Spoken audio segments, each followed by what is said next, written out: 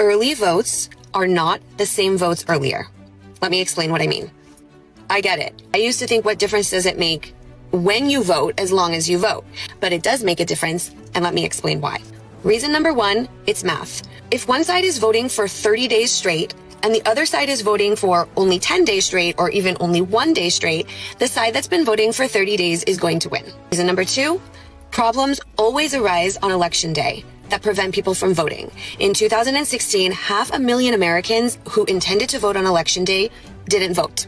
One year they ran out of ink in the printers in Arizona. One year it rained in LA and people didn't show up to vote, and we ended up with George Gascon as our DA for 4 years. Reason number three, which I talk about all the time, high turnouts early generate momentum and enthusiasm that trickles down to low propensity voters who may have otherwise not voted because they thought it was pointless. But if we're winning, and if the trend is in our favor over the month-long period, then they will end up showing up.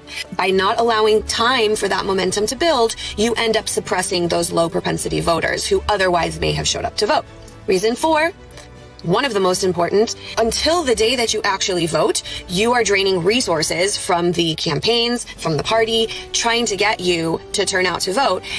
You are sucking away those resources which could have gone into turning out a lower propensity voter. This is how we increase the marginal turnout by the end of the month, by using our resources more wisely instead of you making us waste it on you who is already going to vote anyways. Reason five, early mail ballots build a firewall. We saw that in Pennsylvania in 2024. We're in the governor's race in New Jersey right now. When we build enough of a runway or a cushion going into election day, we give ourselves a better chance of actually winning.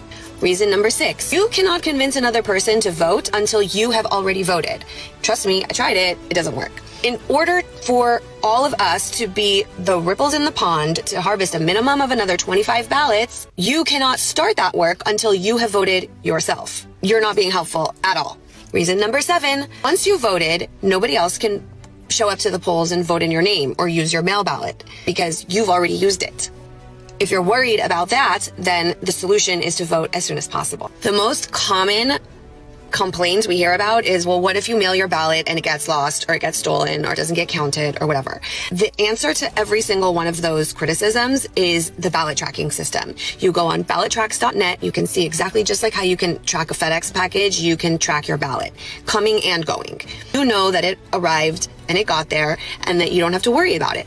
But if there is a problem, you've given yourself enough time to cure it or to go in person and get a provisional ballot, which will then be counted before election day and not have to scramble and worry about it after the fact.